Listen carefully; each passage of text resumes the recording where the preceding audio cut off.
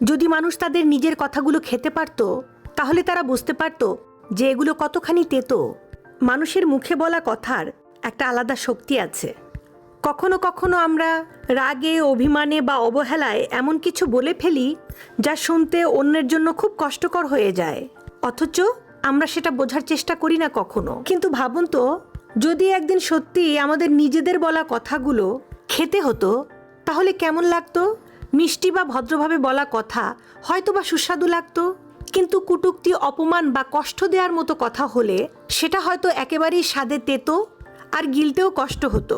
আর তখনই হয়তো আমরা বুঝতাম আমাদের জিভ থেকে বের হওয়া প্রতিটা শব্দের কতটা ওজন আছে, আর তা অন্যের হৃদয়ে কেমন প্রভাব ফেলে।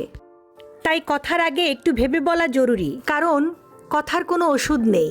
একবার বলে ফেললে তা আর ফেরানো যায় না কখনো। নিজের কথাই যদি একদিন নিজের কাছে তিতো